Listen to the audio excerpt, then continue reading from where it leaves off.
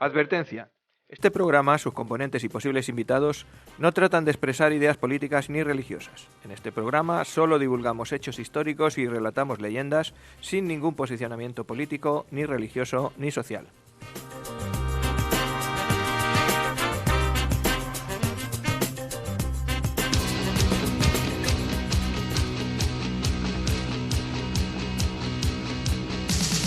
Hace mucho tiempo que se acabó, pero es que hay cosas que nunca se olvidan, por mucho tiempo que va. Qué cortas se pasan las semanas. ¿Verdad que sí? Sí.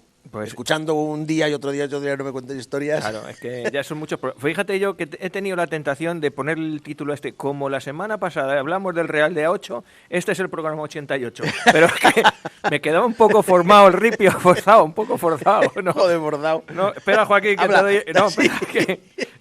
Ya te da el micro, ya. Ya, bueno, vale.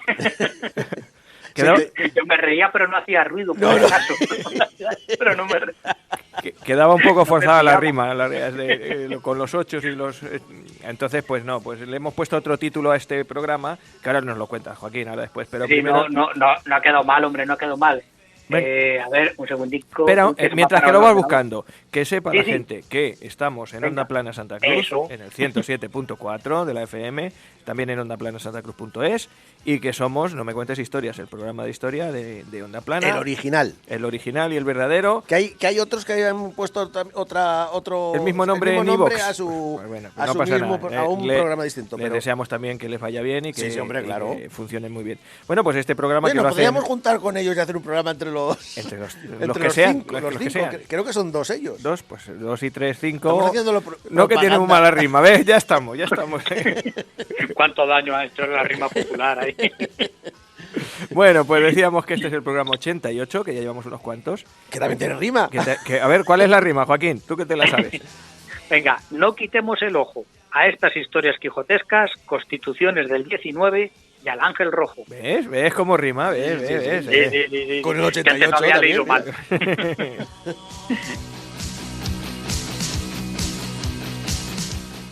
Bueno, pues eso, pues bienvenidos. Aquí estamos un día más, una jornada más, un programa más. Y bueno, pues os vamos a presentar estos temas que vienen en nuestro título y que hemos dicho un ángel rojo, ¿no, Juan? Un ángel rojo. Ese es el tuyo, ¿no? Un anarquista. Un anarquista, un ángel rojo. Claro. ¿Quién era este hombre? ¿Cómo se llamaba?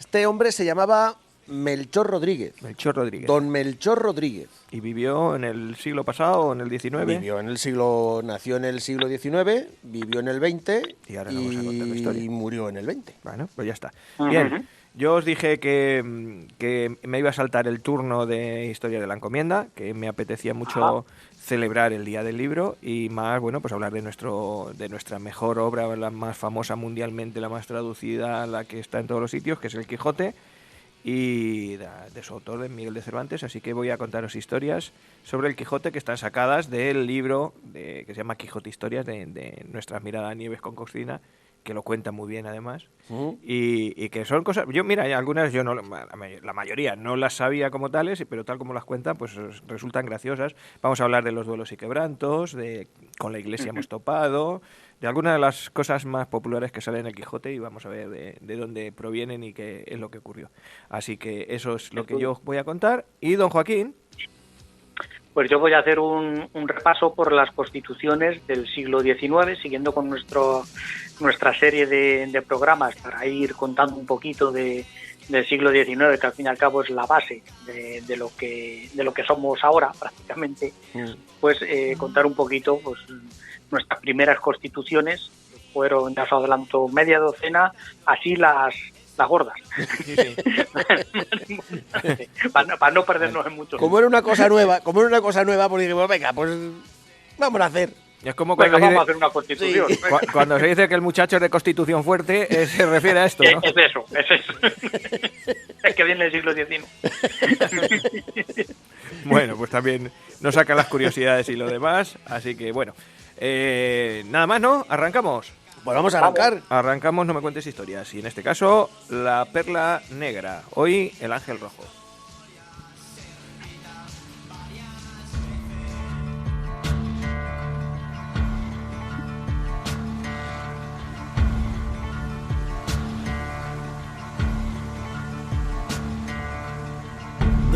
and no grave can hold my body down.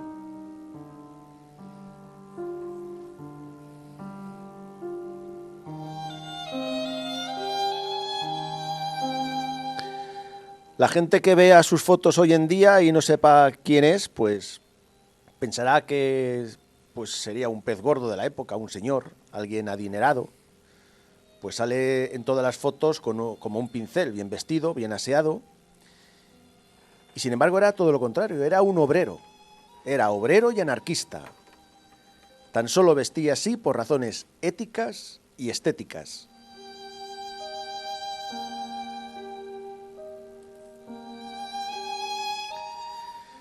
El anarquismo humanista que defendía nuestro protagonista cree en el hombre y en la libertad moral de pensamiento, una libertad que hay que construir entre todos sin violencia y, cómo no, trabajando, porque este tipo de anarquista es un obrero, un trabajador. No es un activista ni un asesino que pone bombas ni borrachos con el pelo pintado, no, ese es otro tipo de anarquismo. Como dejó bien claro nuestro protagonista, por las ideas se muere, pero no se mata. Hoy, en La Perla Negra, Melchor Rodríguez, el Ángel Rojo.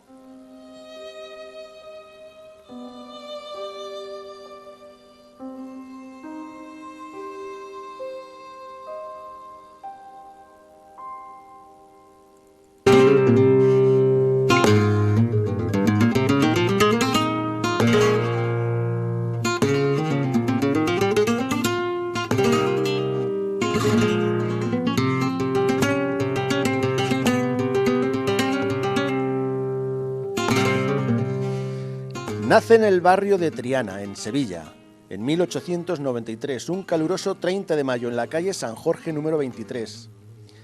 Y se quedó sin la figura paterna muy pronto por la culpa de un accidente. Su madre tuvo que tirar para adelante sola con Melchor y 2 hijos más. Sus 2 trabajos, de costurera y cigarrera, no daban para alimentar 4 bocas, así que con 13 años Melchor tiene que dejar los estudios y ponerse a trabajar. Lo hizo de calderero. Pero Melchor soñaba con ser torero. Y lo consiguió, hacer sus faenas, hasta que en 1918, con 25 años, sufre una grave cogida aquí en Madrid. Tras 2 años más sin mucha fortuna en esto del toro, cuelga el capote. Después de esto, en 1921, se traslada a Madrid en busca de nuevos horizontes y nuevas suertes. Y se hace chapista. Y con este trabajo sí que consigue la suerte que le faltó en el toreo, porque era muy bueno en su trabajo. Fijaros cómo era de bueno que los talleres más reputados de Madrid se lo disputaron.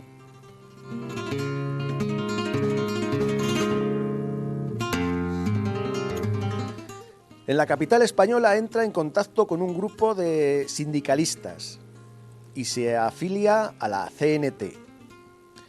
Melchor, autodidacta, recordad que a los 13 años tuvo que dejar los estudios, se pasaba todos los fines de semana escribiendo y publicando en diversos medios anarquistas. Debido a ello, fue reprimido muchas veces y metido en la cárcel por delitos de imprenta. Para que os hagáis una idea de las veces que entraba en la prisión, en la cárcel Modelo de Madrid le llamaban el decano. Nos cuenta la hija de Melchor que era su segunda casa. Y tanto tiempo pasaba entrando y saliendo en la cárcel, pues que se sensibilizó con los presos sociales a los que dedicó prácticamente toda su vida. Toda la ayuda que en esos momentos se les daba a estos presos era Melchor, junto con un grupo llamado Los Libertarios, los que estaban detrás de estas ayudas.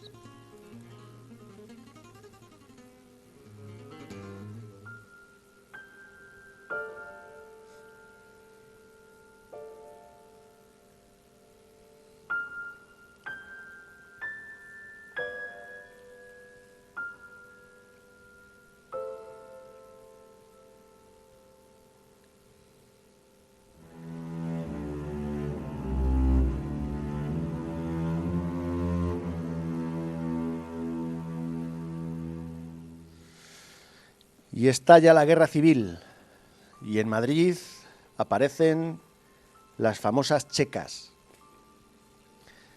Para quien no sepa lo que son las checas, eran instalaciones que se usaron en la zona llamada Republicana, al margen de la ley, para detener, interrogar, torturar, juzgar de forma sumarísima y asesinar a sospechosos de simpatizar con el bando sublevado.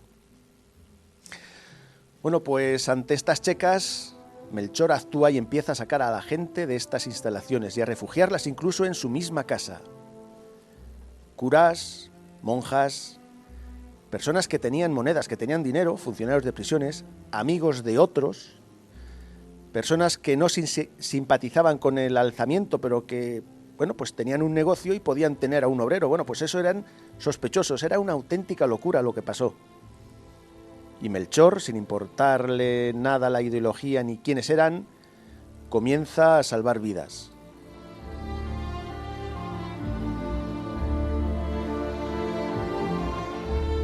El 7 de noviembre de 1936 comienzan las famosas sacas de presos, donde se llevaban a estos presos desde cárceles hasta un cementerio, tapia, descampado o cuneta, y se les mataba con un tiro. El 10 de ese mismo mes, Melchor se hace cargo de las prisiones de Madrid y detiene esta locura. Lo hace durante 4 días porque por presiones dimite del cargo. Pero el 4 de diciembre lo retoma y termina definitivamente con estas matanzas, dando órdenes precisas. Melchor pone orden y dignifica la justicia republicana.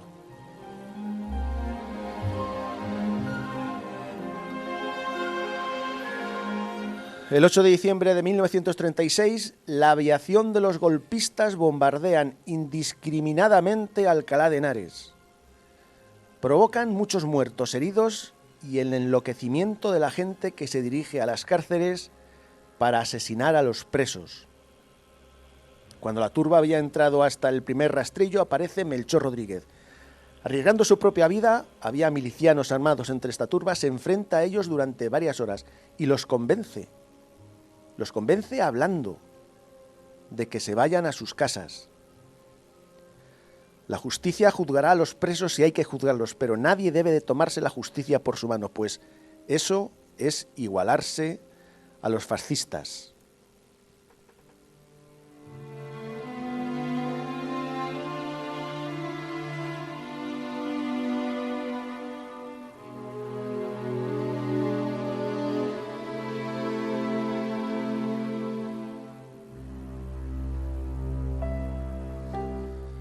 Melchor Rodríguez se ocupó de las prisiones y los presos hasta el 1 de marzo de 1937. Fue destituido por tiranteces con los comunistas. A partir de entonces volvieron los excesos contra los reclusos. Pero esas sacas masivas, eso ya no volvería a repetirse. Cuando todo el mundo estaba abandonando Madrid, dirección Alicante para abandonar España, porque estaban a punto de entrar los sublevados, los golpistas, pues fueron muy pocos los que se quedaron aquí en Madrid. Entre esos pocos estaba el socialista Julián Besteiro y nuestro protagonista Melchor Rodríguez, que durante unos días se convirtió en alcalde de la capital española. Con los nuevos en el poder, le detienen, le juzgan y le condenan a muerte. Y es entonces cuando miles de testimonios empiezan a aflorar. Son miles de testimonios de miles de personas que Melchor había salvado la vida. Estos testimonios hacen que le cambien la pena de muerte por 20 años de cárcel, de los cuales cumpliría 6. Tras su condena, ya en 1944, en Madrid, malvive con sus 2 carreras de seguros. Sigue haciendo labores con la CNT. Continúa entrando y saliendo en prisión. Y sigue abogando y ayudando a los presos hasta el final de sus días.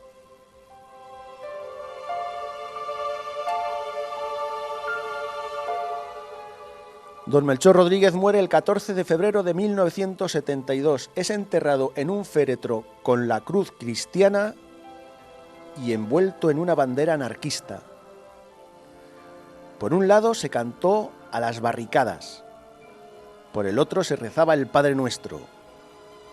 Amigos, estamos en la España franquista y todo el mundo se respetó en la despedida a don Melchor, el hombre que unió en esos momentos a las dos Españas.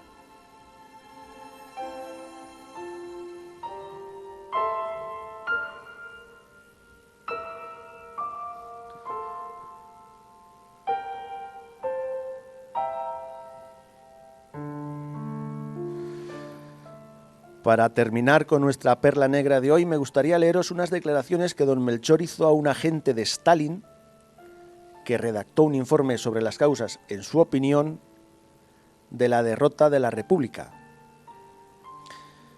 Dice así: el agente pregunta a don Melchor el por qué, siendo anarquista, salvó la vida a tantos nacionales en el periodo rojo.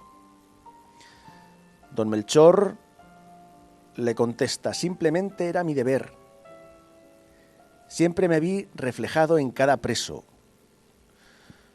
Cuando me encontraba en la cárcel pedí protección a los monárquicos, a los derechistas, a los republicanos, a aquellos que se encontraban en el poder. Entonces me consideré obligado a hacer lo mismo que había defendido cuando yo mismo estuve recluido en las cárceles. Es decir, salvar la vida de esas personas. El agente le vuelve a preguntar: ¿le resultó fácil? Don Melchor contestó: ahora puedo decir con satisfacción que a menudo me arriesgué a perder la vida propia por salvar las de otros. Muchas veces en mi propio despacho me apuntaron al pecho con el cañón de un revólver. Salía del problema echándole valor.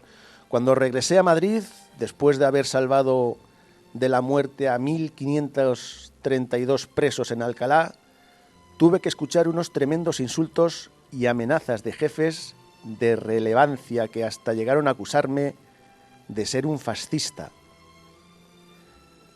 Tuve a menudo la posibilidad de huir de la zona republicana, pero no la aproveché, porque ¿quién se hubiera preocupado de los 12.000 presos que había en las 5 cárceles de Madrid? De los 1.500 en la de Alcalá, de las 28 personas escondidas en mi casa y de muchos más.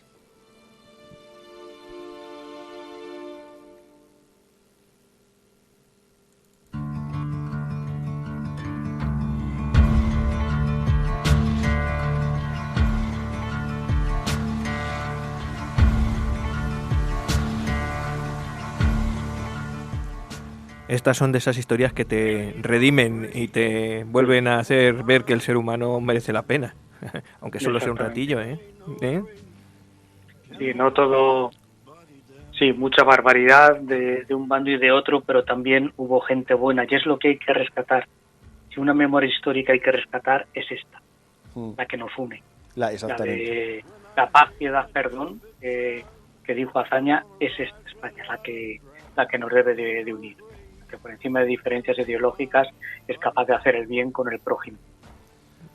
Y ahí le tienes en su vamos, que se puede conseguir en su entierro, como en la España de Franco, como anarquistas cantando a las barricadas y por otro lado rezando el Padre Nuestro, todos juntos, todos unidos, despidiendo a este ser humano maravilloso. Un ser humano es increíble. Y que merece la pena y que por supuesto irá a nuestro No Me Cuentes Biografías. Hombre, ahí está. Claro que sí. Que por cierto, empezamos ya hemos acabado con nuestras biografías de nuestra primera temporada, Allende, cuando empezamos. Sí, sí, ya hemos terminado con las de la primera temporada, vamos a empezar con las de la segunda. Oye, este sábado que pusiste, las de Alquemeider, ¿no? Sí, tu querido soldado volador. qué machote, que no había manera de cargárselo, ¿eh? No, esto es un aviso que nos está dando Rafa de que tenemos que hacer más programas de biografías, que si no nos quedamos... Nos pilla el tren, Le vamos a pillar, exactamente. Escucha, tenemos al Sullivan, que le pescó 7 rayos y el de propina. Tenemos a este, pero es que estoy investigando y hay... No que tienen tanta suerte a la hora de morir en accidentes, pero sí que sin tener ni idea se forjan un futuro alucinante. Sí. O sea, son golpes de suerte. Hay que estar en el momento justo en el sitio exacto. Sí. Luego lo traeré al programa, pero es que es alucinante como hay gente que dice, madre de Dios. Muy bien, pues ya nada, ya entramos en la época de Galvarino, de Urucallina, de todos los primeros que tuvimos en la segunda temporada, ya vamos con ellos. Así que... Qué estrés, qué presión, no puedo. Yo la semana que viene os traigo una. Vale, bien. Pues nada, yo tengo, bueno, es que las santacruceras las estoy reservando de santacruceros, no sé si para luego hacer una serie especial de biografías de santacruceros, pues, no quiero meterlas. Estaría bien, y no sé si, bueno, luego lo hablamos a micrófono cerrado, abrir un canal solo de Santa Cruz, no me cuentes historias de Santa Cruz. Bueno. Oye, la de Delfín Pulido... ha tenido su repercusión. Sí. Ha tenido su repercusión. Sí, pues como todas. Bueno, es que hay muy cercano a nosotros, sí. exactamente. Y la verdad que, pues eso, no es lo mismo que me ponga a cantar yo, a que... Es que cuando pusiste la grabación cantando de Delfín, es que es impresionante la voz y el tono que tenía. Una voz además muy cuidada, de estudio, no es una... Hay gente que tiene una portentosa voz que no ha cuidado, que no ha trabajado, y bueno, pues se le reconoce, pero es que además de tenerla, la cuidó y la estudió y la trabajó. Entonces, que vivía de ello, claro. Sí, y tuvo su cierta fama y, como dices, estuvo muy cercano. Todavía queda algún familiar, que lo hemos hablado off the record por aquí por Santa Cruz, también con aspiraciones de cantante, pero bueno, nunca llegará seguramente bueno, a lo mejor sí, pero a este nivel que tuvo Delfín Pulido. Bueno, pues ese era nuestro Delfín Pulido, nuestras historias de no me cuentes biografías. Y ya digo, bueno, las de Santa Cruz. Me quedan muchos santacruceros, bueno, muchos no, algunos que merecen la pena. Nos queda Amalia Avia, nos queda pues José Sierra, nos queda... tengo una historia muy curiosa de un maestro que fue... después de la guerra civil, de los que le quitaron la carrera de maestro, por decirlo de alguna manera. Y bueno, pues también está escrita. En fin, que hay gentecilla por ahí que ha estado nacido o ha vivido en Santa Cruz y que tiene su historia y su biografía. Más luego el que nos podemos encontrar por el camino, porque más de uno nos lo hemos encontrado por el camino, que los has descubierto. Cotanilla o Ricardo Morales, Esteban Morales o alguno de estos que no los conocíamos y ahora ya los conocemos. Bueno, pues ahí están. Nos vamos, si queréis, a conocer cosas del Quijote. Yo estoy deseando. Pues, claro que sí. Pues nada, pues hoy, ¿en qué queréis que os cuente? Va a ser qué queréis, que yo quiero que os contaros, más bien. ¿Qué quiero contaros yo? Historia del Quijote.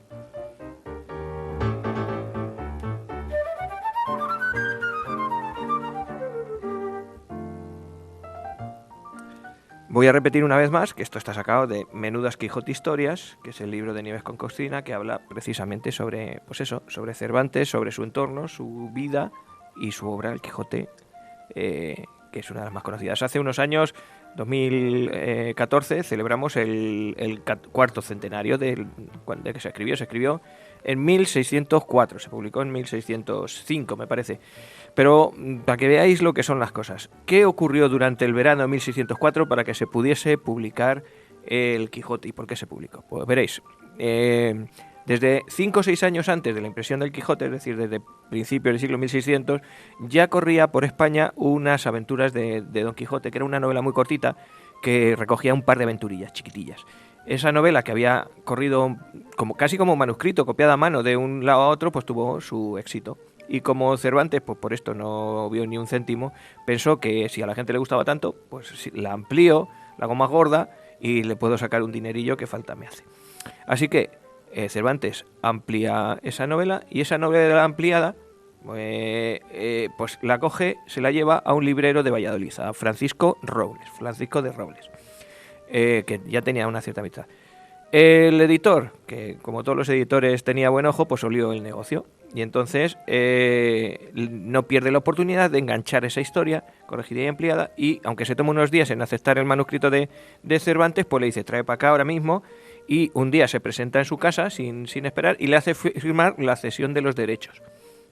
Y además, fijaros lo que son las cosas, le da una birria de adelanto, le da 4 perras y se lleva las plantillas a Valladolid para seguir el trámite. Como ya hemos hablado algunas veces de libros, el primer trámite que tenía que tener un libro para poder publicarse era conseguir que el Consejo de Castilla aprobara la publicación, luego que pasara la censura, etcétera, etcétera. Claro, con tantas prisas a Cervantes le pilla con el pie cambiado. Todavía no había juntado toda la historia original de la novela.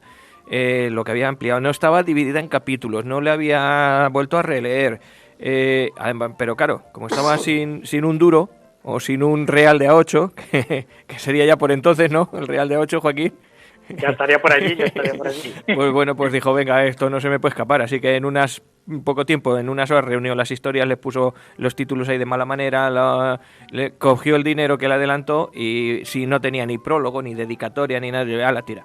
Robles, el editor, entregó a Cervantes un recibo, que no se ha encontrado nunca, por lo tanto no se sabe la cantidad exacta que le pagó, pero se cree que fueron no más de 100 ducados. ¿Cuánto era esto? Pues esto es una cantidad irrisoria. Mira, se calcula, los que estudian estas cosas, que 3.000 ducados de por entonces serían ahora unos 6.000 euros.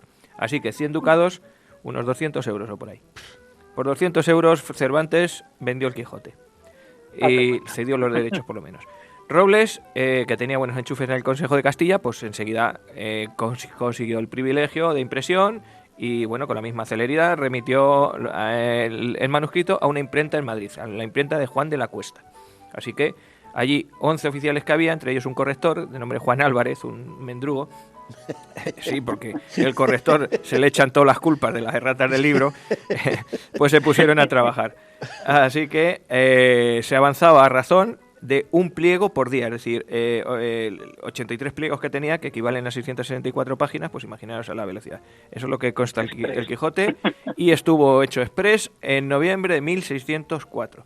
Todavía faltaba por incluir el prólogo, la dedicatoria y el testimonio de las erratas. Las erratas, digamos que se pasaban por dos revisores. El inepto uno que se llamaba Francisco de Murcia, que era de Alcalá de Henares, que era el mendrugo y el inepto. Claro, el segundo ni se lo leyó siquiera. O sea que, por eso, pues fijaros lo que pasa. Además de las erratas que hay y de los errores, Rucio, por ejemplo, si lo habéis leído, cuando lo roban, pues unas veces está robado, no aparece, otras veces lo lleva Sancho del Ramal, es decir, que Rucio aparece y desaparece porque no se leyó con la suficiente, pues eso,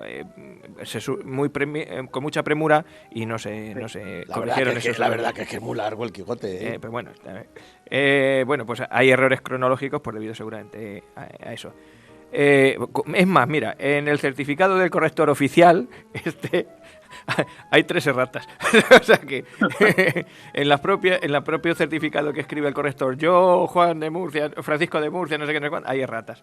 Así que bueno, pues en enero de 1605 el Quijote sale a la venta por 8 reales y 18 maravedís y se fabrica, esto te va a gustar de dónde se sacó el papel, Joaquín, con un papel muy barato y muy burdo que elaboraban unos monjes del monasterio del Paular, en Segovia. Sí, señor. Esto que pertenecía entonces que hablamos de aquello, a Madrid, pues esto se hacía en un papel que era un papel barato, así que nada, con sus erratas, con los fallos, con la dedicatoria a un tipo que no se lo merecía, impreso en el peor papel del mercado, casi en papel de váter, que entonces no había. Le pagaron 4 perras. Los 1000 primeros ejemplares del Quijote se comenzaron a vender el 16 de enero de 1605 y 2 meses después ya estaba pirateado y unos años más tarde ya estaba traducido al inglés, al francés y al portugués.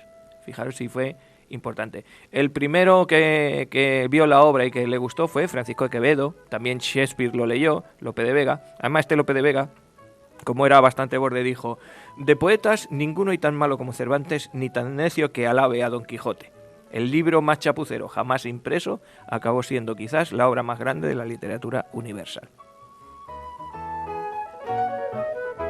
Bueno, eso en cuanto al libro, pero es que la dedicatoria también tiene su gracia, porque Bueno, entonces ahora las dedicatorias pones a mi tío fulanito que me ayudó mucho cuando estuve con él en Murcia y ya está, y no.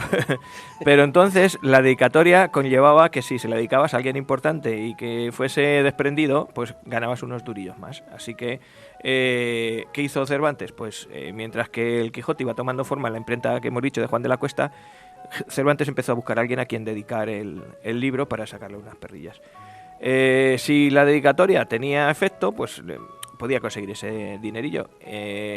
Porque, entre otras cosas, los libros de la España de entonces, donde leían 4 gatos realmente, pues no daban mucho dinero. Y así que los propios escritores, se pasaban de unos a otros la lista de posibles mecenas para, oye, dedícaselo que te va a dar dinerillo, no, que no se te ocurra que es un... Bueno, pues a Cervantes se le ocurrió dedicarle el Quijote al duque de Béjar. ¿En qué hora?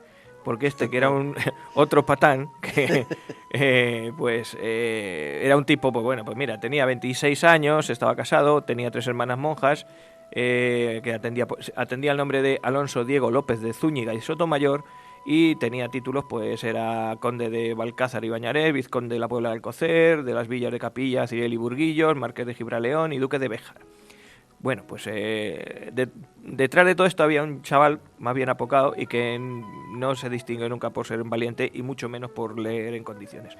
Pero el caso es que como a él recurrieron antes otros y les había dado pasta, pues dijo, bueno, pues que es más simple que la son de un cubo, allí que me voy a ponerle la dedicatoria.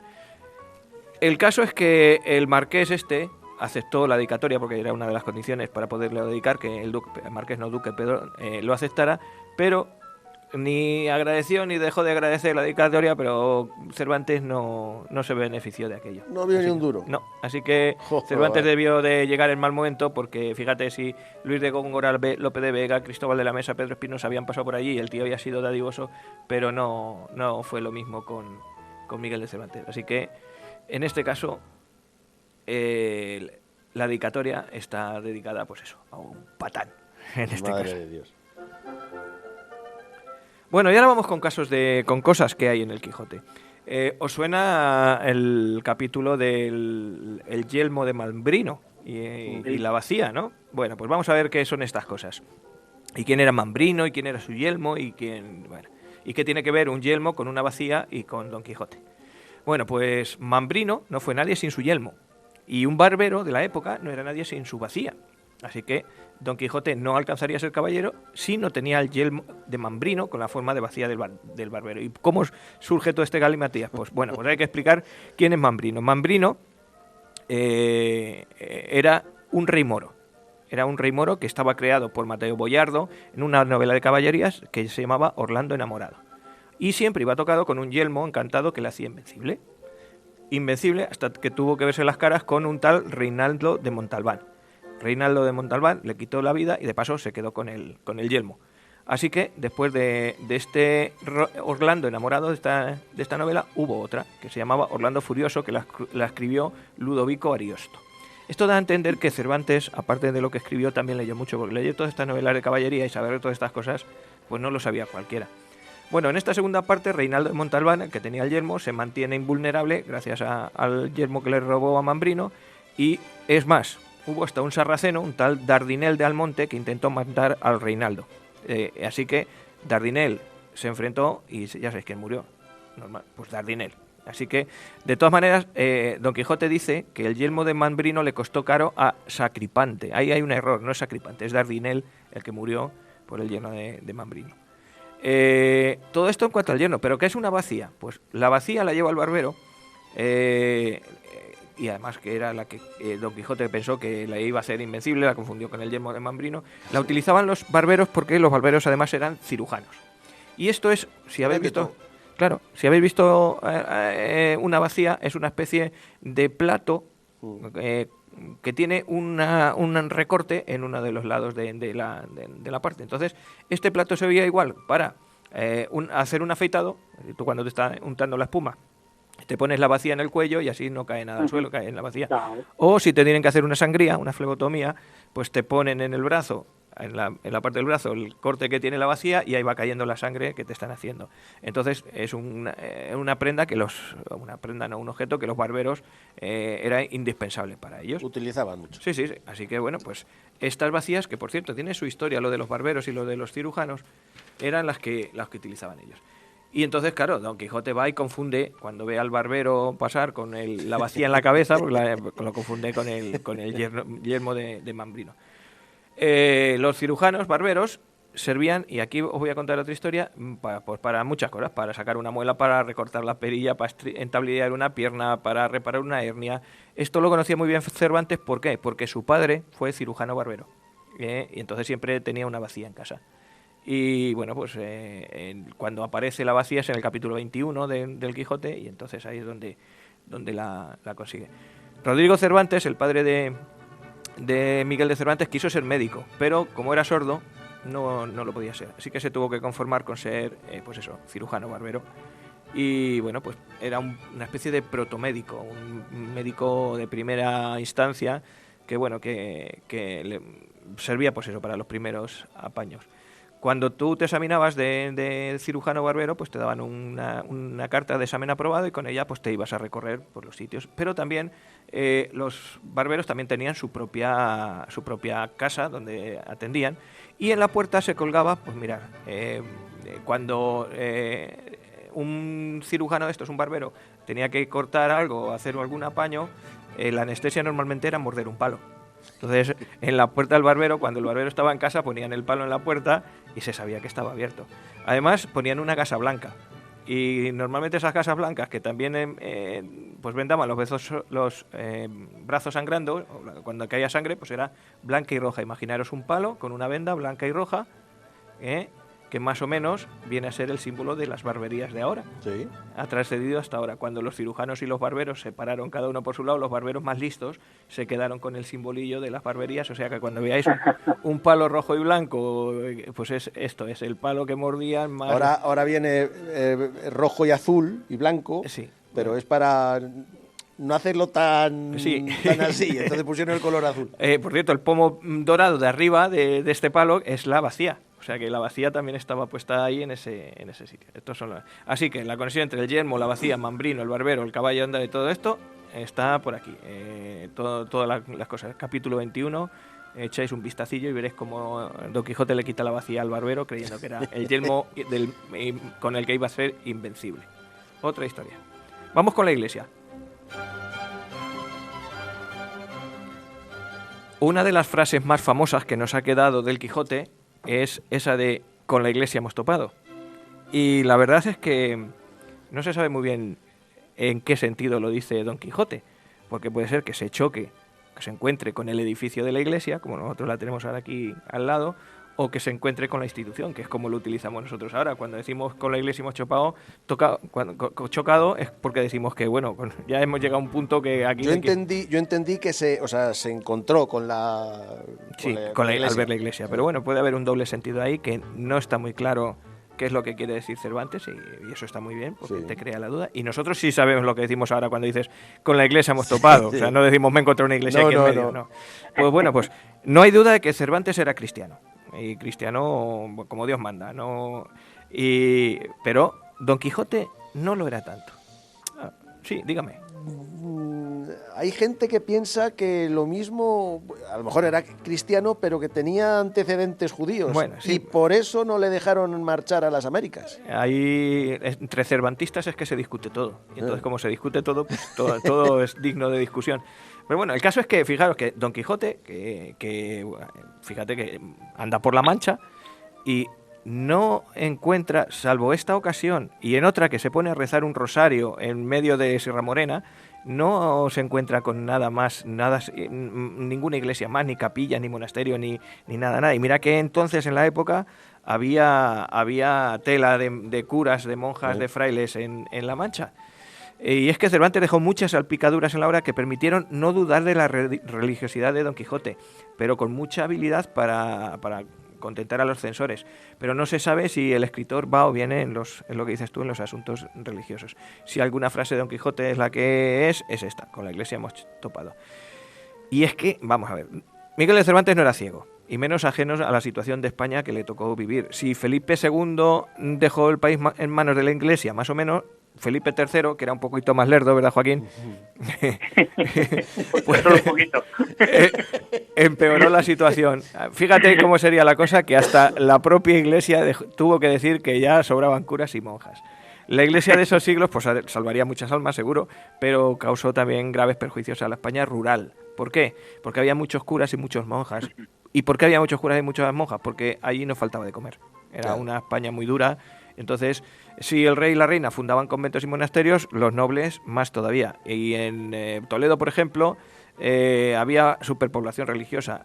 Había un 40% de todos los párrocos, frailes, monjas, ordenados menores y demás variedad clerical estaban en Toledo.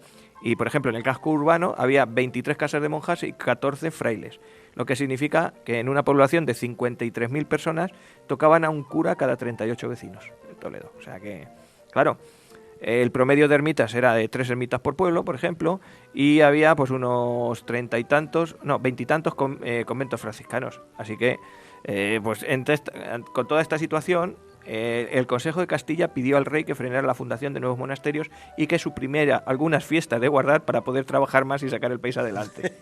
Tanta fiesta. Claro. España estaba en una supercrisis, una de sus peores crisis, y solo se podía seguir trabajando. Así que cientos miles de hombres y mujeres se dedicaban a la vida contemplativa, que eso nos ayuda poco a tirar del país. Se añade la expulsión de los moriscos, que al fin y al cabo, como no se habían adaptado, pues les echan, pues toda esa mano de obra se pierde. Y bueno, pues hay que echar cuentas. Tenemos en la España rural la despoblación que sufre el campo. No hay mano de obra de los moriscos. Todos los lugares de la Mancha donde están se quedan despoblados. Muchos curas que no ayuda a nadie. Peste. Y además otros luchando como soldados en campañas. ¿Quién trabajaba en España? Pues como dice aquí el libro, en España trabajan 2 y uno está de baja. Bueno, vamos ahora, me quedan un par de cosillas, a ver, que no me quiero alargar mucho. Bueno, sí, vamos con el bálsamo de Fierabrás. El bálsamo de Fierabrás, que se le ocurrió a Don Quijote hacerlo, igual que lo del yelmo de Mambrino. Ni el yelmo de Mambrino era invencible, ni el bálsamo de Fierabrás curaba el más mínimo rasguño. Pero a ver quién le convencía a Don Quijote cómo estaba eso. Tanto el bálsamo como el yelmo son ficciones de 2 libros. En este caso, Fierabrás es un cantar de gesta francés que está escrito hacia el año 1100 y pico y que cuenta la historia de este bálsamo. Fierabrás, que significa literalmente el de feroces brazos, es un gigante que es hijo del rey moro Balán. Los dos saquean Roma en la novela y se apropian de las reliquias que guardaba la ciudad, entre ellas 2 barriles de un ungüento, de un supuesto ungüento con el que se embalsamó a Jesucristo. Este bálsamo pasó a llamarse el bálsamo de Fierabrás. Esta gente francesa, esta gesta francesa, quiero decir, se tradujo y publicó en España bajo el título, atentos a la historia, Historia del emperador Carlomagno y de los 12 pares de Francia y de la cruda batalla que tuvo Oliveros con Fierabrás, rey de Alejandría, hijo del grande almirante Balán. Bien. Bueno, pues este libro de caballerías que tiene 3 líneas de título fue el que leyó Don Quijote y donde sacó la idea del bálsamo de Fierabrás. Se supone que este ungüento no solo curaba las heridas a quien se lo bebía, sino que permitía volver incluso a unir a un caballero al que había sido partido por la mitad. Tú es como el superglue 3. Pone superglue y te vuelve a pegar. Pero lo que pasa es que la receta que Don Quijote utilizó pues no fue exactamente esta. Cuando el caballero andante ya no le cabían más golpes en el cuerpo, pues le encargó a Sancho que buscase aceite, vino, sal y romero. Y con ello preparó el enjuague que llamó su particular bálsamo de Fierabrás. La verdad es que no iba desencaminado, porque en todas las casas de La Mancha había siempre aceite, sal, vino y romero, y eran con las cosas que se hacía en la botica, el aceite de romero, la sal para las heridas, el vino, en fin, con estos remedios caseros la gente tenía su media botica hecha. Si no lo unimos o lo relacionamos con los 4 humores vitales del hombre definidos en la medicina griega por Hipócrates, pues eran la sangre, la flema, la bilis amarilla y la bilis negra, el aceite, la sal, el vino y el romero. Es decir, bueno, cuando una de estas se descompensaba, pues entonces se supone que estabas bastante pachucho. Bueno, pues los 4 ingredientes juntos, hecha en un bote, imagínate, aceite, sal, vino y romero, y te lo trincas, pues Don Quijote se lo bebió, se puso malo, vomitó, durmió y mejoró. Pero es que Sancho, que también con el cuerpo molido, también se lo tomó a 2 manos el feoblas, como decía él. Y se puso malísimo, vomitó, se puso peor, se le fue media vida en una diarrea y estuvo a punto de morirse. Conclusión que sacó Don Quijote: el bálsamo de Fierabrás no produce el mismo efecto en un caballero que en un escudero. Sabio análisis. Pobre Sancho. Bueno, Y científico, ¿sabes? sí. Científico. Bueno, el caso es que la tradición dice que José de Arimatea y Nicodemo prepararon el cuerpo de Jesucristo con mirra y aloe. Y cree que también aceite, pero no era aceite de oliva, era aceite de nardo, que era un perfume muy valorado y muy caro, porque para obtener 1 litro hacen falta más de 100 kilos de nardos. Así que nada, que el aceite, el vino, el romero y la sal están muy bien, pero sobre todo si lo acompañamos con un poquito de jabugo, o un poquito de con donde mejor. Así Está demasiado. sí. Vamos con la última. ¿Sabéis lo que son los duelos y quebrantos? Sí. Sí. ¿Has comido duelos y quebrantos alguna vez?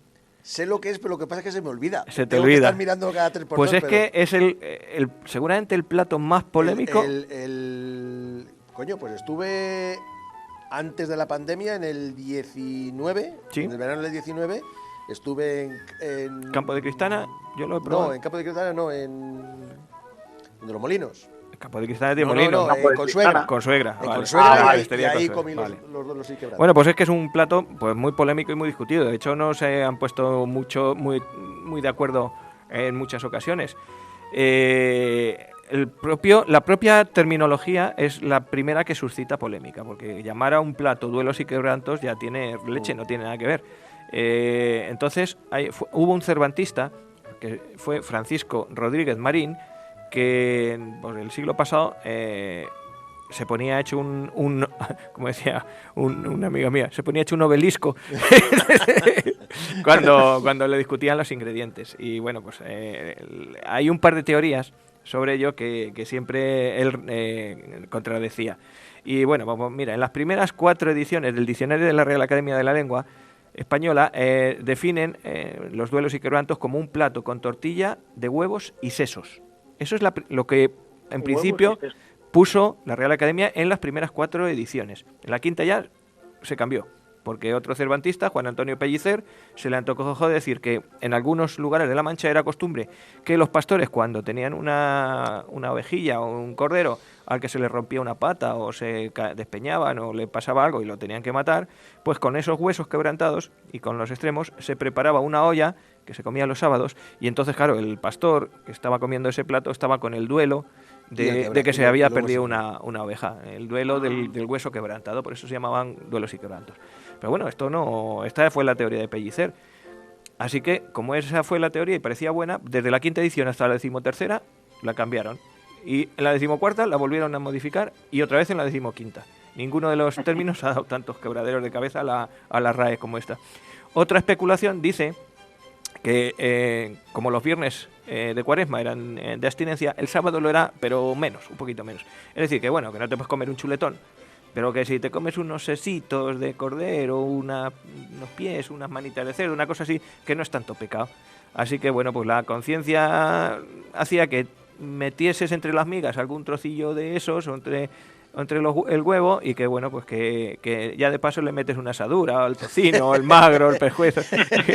Entonces, claro, como quebrantabas la ley, pues la ley, en este caso eclesiástica, pues te lo comes con dolor. Por eso los que quebrantan la ley del ayuno, pues comen con dolor, duelos y quebrantos.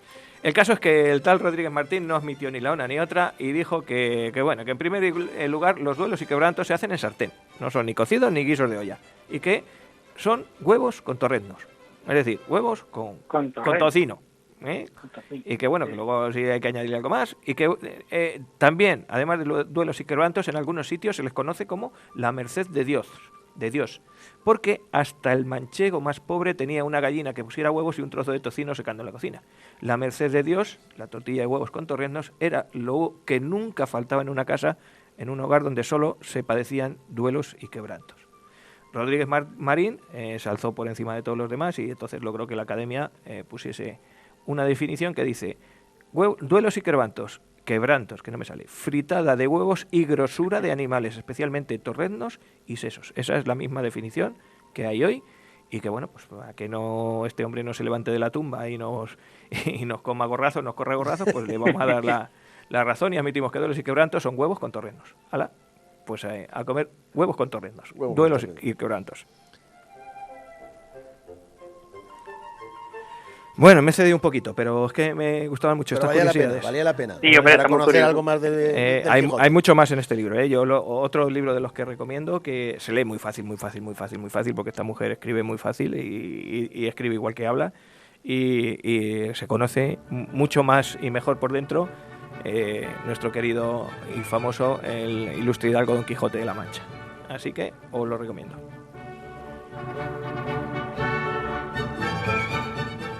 Bueno, y tenemos un ratillo para... la semana pasada no dijimos el teléfono ni el WhatsApp, ¿verdad, Joaquín? No dijimos las redes sociales, pero no el teléfono. Por eso no he recibido yo ningún mensaje. Claro. Menos mal que no nos ha llamado nadie. Menos mal. Yo creo que nuestros oyentes ya se saben que el 679-984-636 es el teléfono del WhatsApp, al que pueden mandarnos cosillas. Aparte de que la gente también nos escribe en las distintas redes sociales, en los apartados que hay, en iVoox o a través de Facebook o en cualquier sitio, nos van mandando mensajes a través de esos canales. Pues bueno, pues vuelvo a repetir, el 679-984-636, nuestro WhatsApp personal del programa. Sí, porque si, por ejemplo, volviendo al tema de Delfín Pulido, una oyente o un oyente, no me acuerdo si era hombre o mujer, escribió al WhatsApp de la radio. De la emisora. Nuestros compañeros de nos pasaron el mensaje y bueno, por ahí le contestamos por ahí por el... Respondimos por ese canal. Que nos preguntaba si quedaban familiares vivos de Delfín Pulido, me parece. Exactamente. Sí, quedan, claro. Está Ada y su hermano César. Sí. Y además eso, creo que tenía Delfín Pulido, estaba investigando un poquito, tenían 2 hermanos. Y bueno, incluso yo tenía un tío que era familia suya. Mi tío. Tú tienes de todo, Magister. Mi tío Raúl, el de los televisores, el herrero, al que enseñó mi padre a arreglar televisiones, el tío era Raúl García Cuenca Pulido. Era resobrino de Delfín Pulido. Entonces, pues por ahí también me toca un poquito. ¿No seremos tú y yo hermanos a lo mejor? Bueno, ¿para qué decir? En el siguiente Resoli seguro. Ensalzamos la amistad, seguramente. Exacto. Bueno, pues dinos, Joaquín, redes sociales, porfa.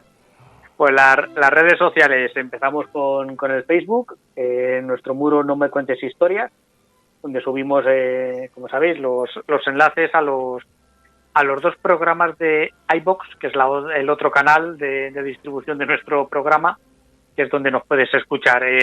No Me Cuentes Historias y No Me Cuentes Biografías. Nos puedes seguir también por el Twitter, la cuenta, ¿cómo se llama? @NoMeCuentesOnda.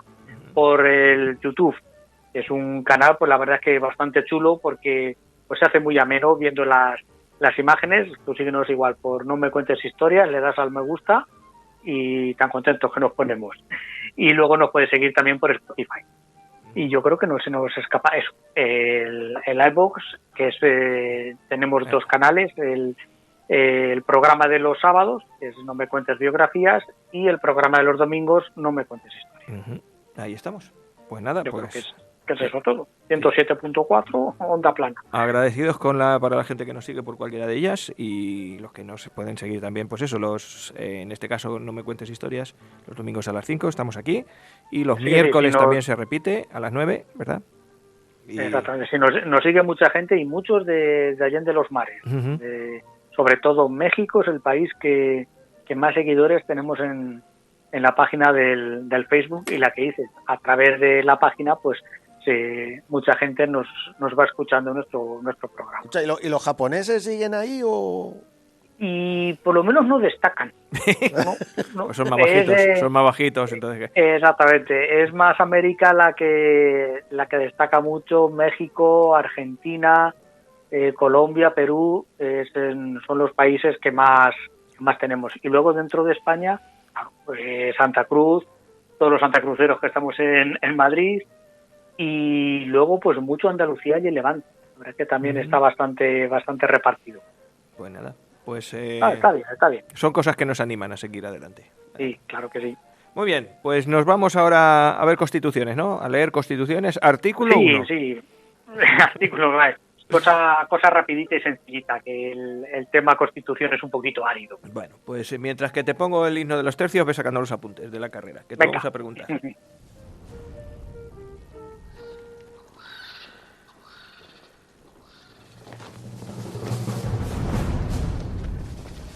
Poniendo picas a caballos, enfrentando arcabuces a piqueros. Yo en lo de constituciones me sé la Pepa y la del 78, y pare usted de contar. Y bueno, pues tampoco te hace falta mucho más, ¿Ah, sí? te digo la verdad. Bueno, pues a ver, Es que ilústrame. Las constituciones del siglo XIX, la verdad es que son un montón y te puedes liar un poquito, las cosas como son. Que yo recuerde así, más o menos firme, son 6 constituciones más otras 3 que no se las considera como tales o que no realmente tuvieron efectividad ninguna porque apenas si hubo tiempo de aplicación. Antes de la Constitución de Cádiz, de nuestra Carta Magna, realmente hay debate, bueno, no tanto, son pocos los defensores como Constitución a la que se dio en Bayona, cuando estaba Carlos IV y Fernando VII allí prisioneros del pequeño Napoleón en Bayona, pues otorgaron una constitución. No se la considera constitución por 2 causas. Ni tuvo validez en todo el territorio, porque la inmensa mayoría del territorio estaba sublevado contra los franceses, ni es una constitución como tal, sino lo que en términos jurídicos se llama como carta otorgada, es decir, unas leyes que da el gobernante al pueblo. En la Constitución es al revés, son unas leyes que nos damos nosotros a través de nuestros representantes, pero que no nos da nadie, por eso se le llama carta otorgada y no se le considera realmente constitución en el término estricto de la palabra. Nuestra primera constitución, como no, es la Constitución de Cádiz, la Pepa, que decía Rafa, por promulgarse el 19 de marzo de 1812. Es nuestra fuente de orden jurídico, es la primera, nuestra primera carta magna, que tuvo diferentes momentos de aplicación. Estuvo entre el año 1812 y 1814. ¿Por qué? Pues en el 12 se promulga en Cádiz, en el año 14 acaba la Guerra de la Independencia, viene Fernando VII y se la carga. Luego el más tuerzo, exactamente, el felón, este sí que era un felón, pues felón es traidor, para entendernos. En 1820 llega el general Riego, da un golpe de Estado y se abre el periodo que se llama trienio constitucional y en el que se vuelve a promulgar, otra vez vuelve a ser efectiva la Constitución de Cádiz entre 1820 y 1823.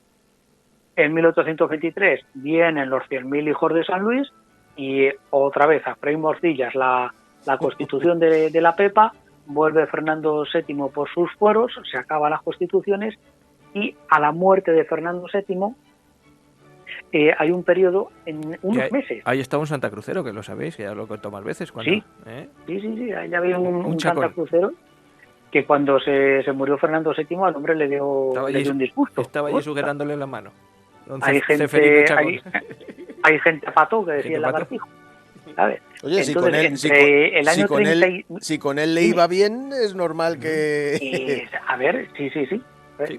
Sí, entre el año 36 y el 37, en unos meses, fue efectiva otra vez la Constitución de Cádiz, pero realmente eso, fueron unos mesecitos. Entonces, ha sido una Constitución que jurídicamente sí sentó las bases de las constituciones españolas posteriores y sobre todo lo que muestra la diferencia y le da la gran importancia también a la Constitución de Cádiz es que es la base de muchas de las constituciones de toda la América española que se independizó. A partir de 1811, no recuerdo mal, hasta el 25 es cuando se van independizando todos los países de América, que toman como base, como a la hora de hacer una constitución, desde se proclaman república a ver cómo nos vamos a gobernar, muchos toman como base los principios de la Constitución de Cádiz. ¿Y cuáles eran los principios de la Constitución de Cádiz? Pues había varias tendencias, varias corrientes. Cuando se reunieron en Cádiz, mientras estaban cercados por los franceses, pues había distintos grupos, distintas corrientes de opinión. No se puede hablar en ningún momento de partidos políticos. Y había algunos que opinaban que, oye, vamos a basarnos en las constituciones inglesas. Por ejemplo, Jovellanos, un antiguo ministro un ministro ilustrado de Carlos III, de la época de Carlos III, pues apoyaba una constitución tipo inglesa. También estaban los defensores de la Constitución norteamericana, de los Estados Unidos, que estaban recién independizados y que habían creado su Carta Magna también hacía 4 días. Ahí estaban, sobre todo, que es una cosa que le honra, los representantes de la América española, que por eso en 1812 todavía América era española, y había representantes de los distintos virreinatos, audiencias y demás, de gente desde la Nueva España, del actual México, hasta Argentina, tenían representantes en la Constitución de Cádiz. Poquitos, es verdad, pero allí estaban tanto. Tampoco con las comunicaciones que había y demás, tampoco era cuestión de que vinieran en masa a una ciudad que estaba cercada por el ejército francés. Y estos sí que se querían apoyar mucho en la Constitución de Estados Unidos. Pero al final acabó imponiéndose la corriente que apoyaba el apoyarse, valga la redundancia, en la Revolución Francesa y los principios de la Declaración de los Derechos Humanos y los principios de la Revolución Francesa, que era un poquito contradictorio, lo tuvieron que vender de otra manera, porque al final, es decir, los principios de los que nos están cercando, bombardeando, que han ocupado nuestro país y están haciendo mil salvajadas, vamos a querer coger esos principios. Pues, entre comillas, lo que hacen es coger los principios de la Revolución Francesa y darles un repaso, un barrido y un filtro para españolizarlo, por así decirlo, y hasta iba a decir catolinizarlo, no existe esa palabra, adaptarlo en definitiva a la realidad religiosa e histórica de España. ¿Sabes? Porque, por ejemplo, la Constitución de Cádiz sí que defiende la confesionalidad del Estado. España, en 1812, la Constitución promulga un Estado católico. España es católica. Por eso te digo que recogen los principios de la Revolución Francesa, pero le meten un filtro para españolizarlo y para que el pueblo español lo pueda aceptar, porque era comulgar, sino con ruedas de molino, decir que lo que os comentaba, que los principios de la Revolución Francesa, de esos soldaditos que están invadiendo España, son los principios de la Constitución que hemos decidido sacar adelante. Ostras, era difícil de entender si se cuenta simplemente así. Pero era una Constitución, la verdad es que rompía totalmente con el antiguo régimen, que era realmente lo que han ido haciendo, lo que se ha ido avanzando en las distintas constituciones del siglo XIX. Tenían una serie de características comunes que lo que hacían era romper de forma tajante con lo que había antes, lo que se llamó el antiguo régimen, lo que eran los gobiernos de los reyes ilustrados absolutistas del siglo XVIII. Una constitución donde esta de la Pepa, donde está inspirada en la Revolución Francesa, donde se proclama la soberanía nacional, no la soberanía popular. Esto es algo que es común a todas las constituciones del siglo XVIII. Es distinta la soberanía popular de la soberanía nacional. La soberanía nacional es algo superior a cada individuo, superior y distinto a cada individuo. Es un pequeño matiz de que es el conjunto de los ciudadanos el que elige y hace esa Constitución. Establece la división de poderes. Este sí que es una diferencia radical con el modelo del gobierno que había hasta entonces. La división de poderes, que es lo que ahora mismo tenemos, el poder legislativo, que es el Congreso, el ejecutivo, que es el gobierno, y el judicial, que son los jueces, que es la justicia, para que sea igual para todos. Esto es romper totalmente con una forma de gobierno donde estaba en la pirámide el rey y luego tenía distintos consejos de Estado, pero era el rey el que tenía la última palabra. Entonces, era una forma de romper. Está basado en los principios de los ilustrados franceses. Montesquieu fue el que estableció esa división de poderes para separar el gobierno de un órgano que serían las Cortes. En las Cortes de Cádiz serían unicamerales, digamos que solamente había el Congreso. Es la única de las constituciones del siglo XIX donde se habla de constitución de unicameral, donde solo hay un Congreso. En el resto de constituciones se establece Congreso y Senado. Son dos instituciones que sirve para... Dice, bueno, pues el doble de políticos, sí, pero la función que se estableció desde el primer momento del Senado era moderar, para no legislar en caliente, para que no salieran medidas demasiado revolucionarias o, digamos, se le diese una segunda pensada a esa ley, a los efectos que pudiese tener cualquier ley que saliera de esas Cortes. En las Cortes de Cádiz se estableció el sufragio masculino, ¿sabes? Cosa que luego en el resto de constituciones no crees que se estableció. Así un sufragio universal masculino, ni muchísimo menos. Hasta el año 69 no hubo ninguna constitución que lo recogiera de forma explícita. Siempre había muchas cortapisas. Era sufragio de los hombres, pero de determinado poder adquisitivo. No era sufragio universal. Sí. Era por dinero. Por el capital que tú era tuvieras. Como las elecciones del Madrid, eran los compromisarios. Poco más o menos, exactamente. Valga el símil, buen ejemplo, manteniendo las Rafa, distancias.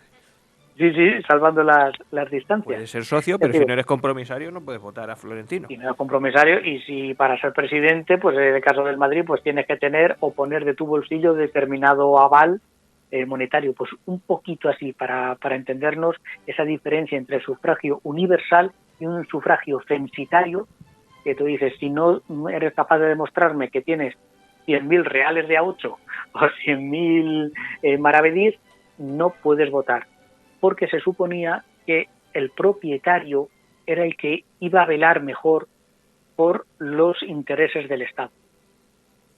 En una forma de ver las cosas. Como digo, esta es nuestra Constitución base, es la Constitución fundamental, que a partir de ahí las demás hacen modificaciones. Tienen, las que establecemos como constituciones en el siglo XVI, en el siglo XIX sería esta de Cádiz, lo que se llamó el Estatuto Real de 1834, la Constitución de 1837, la Constitución de 1845, la de 1869 y la de 1876. Como veis, la mayoría tienen muy poquita vigencia. Y es que ya lo hemos tratado en muchos programas esta temporada. Ojo, el siglo XIX español, lo convulso que fue, que nos condicionó, vamos a dejarlo así, que nos condicionó muchísimo la vida luego durante el siglo XX, y todo nuestro crecimiento económico pues se vio muy condicionado por tanto lío político como tuvimos. El Estatuto Real fueron 2 años escasos lo que estuvo vigente. La Constitución del 37 igual 7 años, la del 45 y otros 11 años, la del 69 5 o 6 años, la del 76, la última, que es la Constitución que ya firmó Alfonso XII, que coge el modelo de la Restauración. Esta sí se alargó hasta el año 1923. Oye, esta sí es una Constitución bastante más Ya no sé si ahora mismo nuestra Constitución actual tiene más antigüedad, sino está así con esta Constitución de 1876. pero las anteriores muy, muy, muy, muy cortitas. Y luego nos dejamos en el camino eso, la Constitución de 1809, que realmente no se la considera Constitución, por ser una imposición de Napoleón. Luego tenemos otra Constitución que ni siquiera se llegó a salir, que es la de 1856, que está ahí entre medias, casi al final del reinado de Isabel II. Y luego la Constitución de la Primera República, que el problema que tuvo es que realmente no fue efectiva, porque la Primera República duró un año y la mitad del tiempo estuvimos en guerras cantonales donde cada ayuntamiento se enfrentaba al ayuntamiento de al lado, literalmente. Un día para dedicarle un capítulo a esto porque manda narices esta peculiaridad española de enfrentarnos entre nosotros. Entonces, para muchos juristas la Constitución de la República realmente es que no fue efectiva. Fue, pero como si no hubiera sido, porque realmente no se pudo aplicar en ningún momento. Todas estas constituciones sí que tienen varios puntos en común. ¿Qué tienen en común? Esto de romper con el antiguo régimen. Por ejemplo, sí que declaran unas de una forma más moderada, otras de una forma más progresista, sí, porque las constituciones más o menos, en una visión un poquito sencilla, se pueden establecer entre progresistas y moderados. Pues la Constitución del 12 es progresista, el Estatuto del 34 es moderado o conservador, la del 37 es progresista, la del 45 moderada. Esto nos puede llevar a la idea equívoca de que, por ejemplo, la Constitución del 69 es progresista, se parece a es como la Constitución de Cádiz. Y no, la verdad es que al final el paso del tiempo, los 60-70 años que hay entre la primera y las últimas constituciones, hacen que sean más parecidas la Constitución del 69 y la del 76 que la Constitución de Cádiz, que queda ahí un poquito, digamos que aislada, por así decirlo, porque el resto de constituciones van cogiendo cosas de la Constitución de Cádiz, pero con muchos matices, unos más moderados, otros más progresistas. ¿Cuál puede ser la diferencia? Pues que en unos gobierna más las Cortes solas, o que el rey tiene más o menos influencia, más o menos poder de veto. Al final todas las constituciones establecen una monarquía constitucional. Eso es común a todas, desde la Constitución de Cádiz a la de 76. En todas se establece la monarquía constitucional. No hay ni republicanismo ni federalismo. El Estado es unitario. Aquí no hay autonomías, sí hay provincias, pero no autonomías. Hay regiones, pero que no tienen poder político, como tienen ahora las autonomías actuales. Eso es común para todas las constituciones del siglo XIX. Entonces, no son ni republicanas, ni federales, ni autonomistas. No. Es un Estado unitario y una monarquía constitucional, digamos que el nexo común que tienen todas estas constituciones. Todas le dan a las Cortes un poder legislativo, incluso por encima de la Constitución, que esto me ha llamado mucho la atención. Una ley ahora tiene que guardar los principios de la Constitución y hay un tribunal constitucional que vela que no haya ninguna ley que atente contra los derechos constitucionales o los principios constitucionales de España y más allá, de Europa. El acuerdo con la Unión Europea pone a la Constitución Europea en un rango superior, o por lo menos que la Constitución española no puede entrar en contradicción con el Tratado de la Unión Europea, y ninguna ley española puede entrar en contradicción con esa Constitución española o el Tratado de la Unión Europea. En el siglo XIX eso sí puede pasar. Una ley puede ser distinta a los principios de la Constitución, que es algo que a mí por lo menos me cruje un poquito. Y a mí también. No me cuadra mucho, y a lo mejor eso es el motivo por el que hay tanta inestabilidad política, o uno de los motivos de tanta inestabilidad política. Es decir, tú tienes una constitución y luego legislas como te da la gana. Te ha abolido la pena de muerte, pero te mato si eres muy malo. Claro. Exactamente, pero si se me apetece, pues te cojo y te mato. Pues entonces sí, es complicado. Por ejemplo, todas hablan de derechos individuales, de igualdad ante la ley. Esos son unos principios que sí vamos a ver aparecer en todas las constituciones. No va a haber ningún paso atrás. Sí va a haber matices. El derecho de libertad de prensa, con más o menos censura. Esas serán las diferencias entre unas constituciones que digamos más moderadas o más progresistas, por llamarlo de alguna manera. Pero siempre van a tener esos 4, 5, 6 principios, estos de esa norma jurídica, ese poder legislativo, esa fuente de orden jurídico que está por encima de la Constitución, que va a ser común a todas las constituciones. En una se defenderá, como digo, más el sufragio universal, otra será un sufragio censitario, nada de mujeres. Hasta la Segunda República, las mujeres, aquí Nada, ni nada. quinta ni corta, sufragio masculino o universal o censitario, pero solo masculino.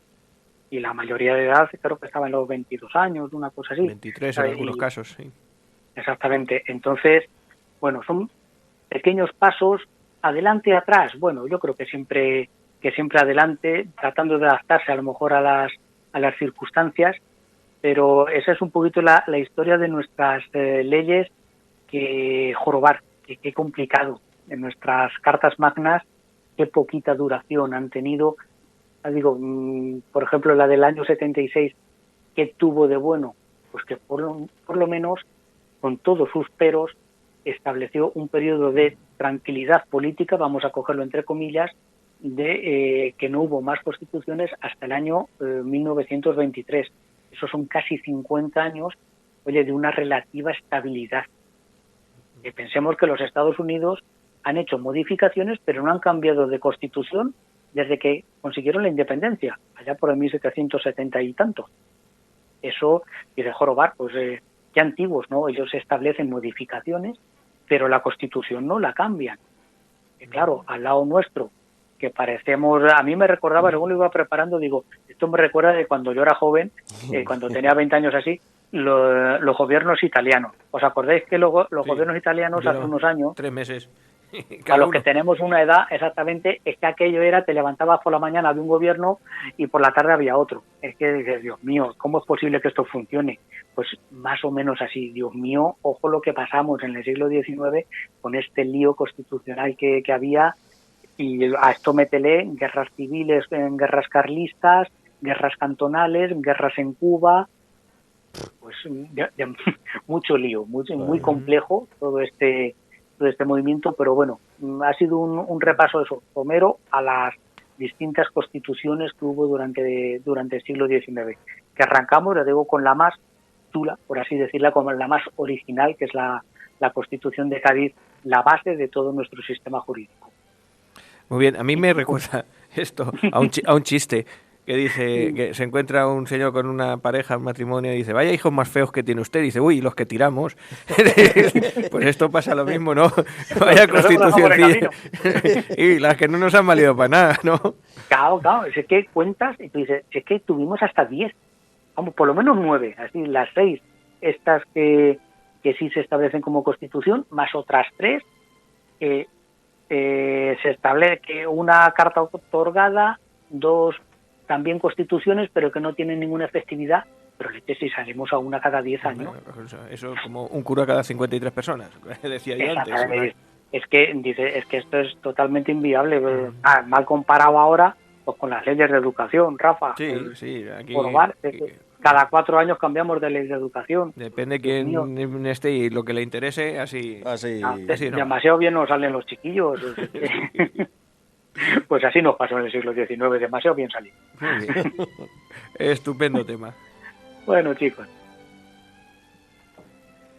Ay, pues tenía yo hoy por aquí, mira, he estado buscando una canción para poner hoy en Canciones con Historia, y como he estado hablando del Quijote, pues me he acordado, tenía en la mente a José Sacristán y a, creo que era Paloma San Basilio, El Hombre de la Mancha. en El Hombre de la Mancha. Sí. Así que me he buscado, pues eso, una versión de una de las canciones del Hombre de la Mancha.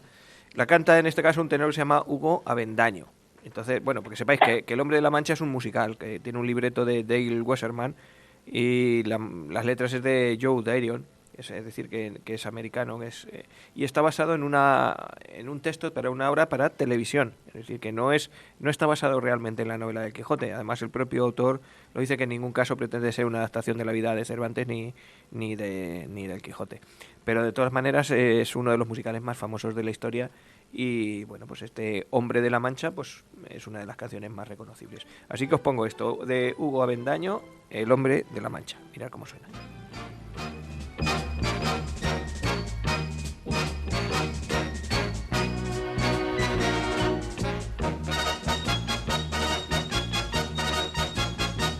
Sobre montes y valles y lagos de luz refleja sus rayos el sol. Volaré en la brisa hasta donde estás tú, cantándole al viento mi amor. Subiré a la montaña, gritaré que te quiero, que nada me importa sin ti. No hay empresa difícil ni victoria imposible. A lo mejor la letra no la sabemos, pero la musiquilla la tenemos integrada en el ADN. A mí la musiquilla a mí me parece un western al principio, sí, ¿no? es que es así, claro, es una serie americana y entonces sí suena así a Ennio Morricone. Sí, un tin, tin, tin, tin.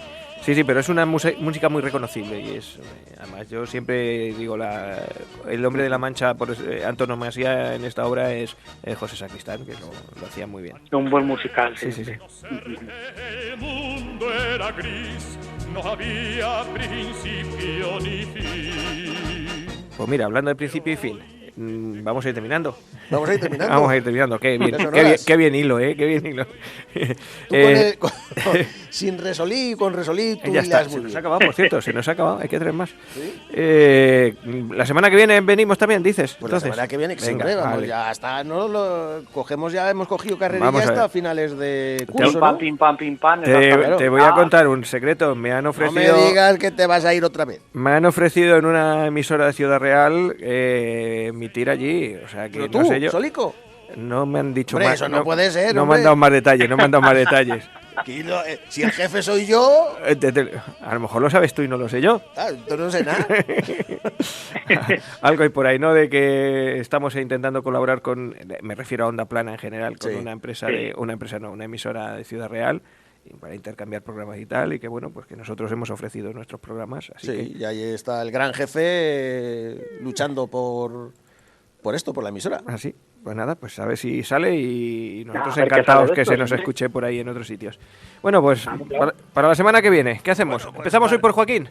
Venga, sí, mientras pienso yo. Mientras te lo piensas tú. Joaquín, Yo mismo, pues te voy a dar chicha para nuestra sección de biografías. Venga. Te voy a coger a una de nuestras reinas, un personaje que siempre me ha llamado mucho la atención, que es Isabel de Farnesio, la segunda esposa de Felipe V, que ya de paso voy a aprovechar a recomendar una serie que se está emitiendo actualmente que se llama La cocinera de Castamar, que está ambientada en esa época. Exactamente, en el reinado de Felipe V. Creo que todavía no estaba en la serie, no estaba la reina que aparece, no es Isabel, pero vamos, estaba al caer. Está por ahí. Exactamente, y es una mujer que influyó muchísimo en la política española del momento y rompió moldes. La verdad es que rompió moldes de Isabel de Farnesio. Bueno, buen tema, buen personaje. Bueno, pues yo tengo un tema muy cortito. El tema que os traigo el próximo día es muy cortito, no tiene mucha relevancia, no tiene mucho más que contar que lo que os traigo, pero me gustaba traerlo, que es el escudo de Santa Cruz de la Zarza. Ay, mira. Os voy a dar una semana para que tú, que estás aquí en el pueblo, Juan, que busques sitios donde se pueda encontrar, en la calle me refiero, en edificios, donde se pueda ver el escudo de Santa Cruz de la Zarza. Luego la semana que viene te lo cuento. Y ¿Me lo vas a preguntar así? Sí, te lo voy a preguntar. ¿Vas a ponerme nota? Sí. O sea, tienes ahí... aquí ahora. Yo me he librado. Escucha, yo no tengo más pesadillas o sea, fíjate que yo tengo pesadillas y esas cosas, pero no. Yo tengo pesadillas de que de que vuelva a la mili no, sino de que... ¿Vuelves a la escuela? Y tengo un examen Y digo, pues si no he estudiado, coño. Ahora tengo que ponerme... Cago en 10. Eso da pie a pensar que entonces hacías igual. Algo había por ahí, de vez en cuando Bueno. me escaqueaba. Pues yo te pondré nota. Y Joaquín, tú lo puedes hacer también, pero buscando en internet sitios donde se pero- pueda encontrar el escudo de Santa Cruz. El escudo de Santa Cruz, bueno, bichearé por ahí a ver qué sale por internet de Sí, nuestro sí. escudo. No solamente os voy a contar eso, dónde se puede ver, sino también, bueno, pues cuándo se aprobó, cuál es el origen, cuál es la variante. Os cuento un poquito de heráldica, como porque se dice cruz latina sobre grises o sobre... Sí. Entonces, Los pues, todas esas cuarteles, cosillas sí, sí. Vale, os vale. las cuento sobre el escudo de Santa Muy Cruz que bien. tienes. Y ya lo dejamos así reflejado en la radio. Muy bien. Chulo. ¿Y usted, don Juan? Pues yo estoy pensando que un invitado de Granada, Sí. o sea, un invitado, Un- un oyente de Granada, Un amigo ya. a un amigo, coño, como el otro día comí con él, Sí. y que preguntó que hiciéramos un programa de petruscos. Los petruscos. de, Nuestro de amigo José Luis. petruscos y los tartesios. Por ejemplo, sí. Terminarían a tartazos. Pues, A tartesos pues terminarían. voy a hablar de bilocaciones. ¿Ah, sí? Sí, ¿Eh? ¿Y qué tiene que ver eso con los etruscos? no tiene nada. Hombre, la que- Vaya, hombre, le habías abierto al pobre José Luis, le habías No, dejado... pero con la boca abierta. lo estoy meditando. Sí, Estoy sí. con los petruscos y los tartesios. Vale. Pues entonces vamos con bilocaciones. Bilocaciones. Sí. Es también el don de la ubicuidad, ¿no? Estar en dos sitios al mismo Una tiempo. palabra muy rara, pero sí, bilocaciones. Bueno, pues vamos a bilocar la próxima semana. Pues nada, pues todo eso, que yo creo que el programa va a ser interesante, así que no lo perdáis, que ya será el 89, ya vamos camino de la centena, nos queda nada, en Queda nada. 3 meses estamos en 100 programas, y en 100 programas los dejamos, nos vamos cada uno A a ver nuestra casa. si... Y que venga Joaquín solo y Maese nosotros... llega aquí con los 100 y nos A soltamos ver la si puedo melena. llegar antes, hombre, a ver si puedo llegar antes de los 100, jorobar. Venga, tenemos aquí A ver si nos abren. algún guisaete pendiente, tenemos, a ver si nos dejan ya empezar. ¿Vale? ¿O dos? ¿O dos? Venga. Tío, con unas puches me vale. Pongo a siniestro, que nos vamos. Venga. ¿Cuándo fue el gran estallido? Don Juan, don Joaquín, queridos oyentes, Rafa, os Joaquín. espero la próxima semana. Juan Carlos, Rafael. Esto nos fue- vamos viendo, chicos. No me cuentes historias. Vámonos. De morir, ¿qué son los agujeros negros? Se expande el universo, es cóncavo como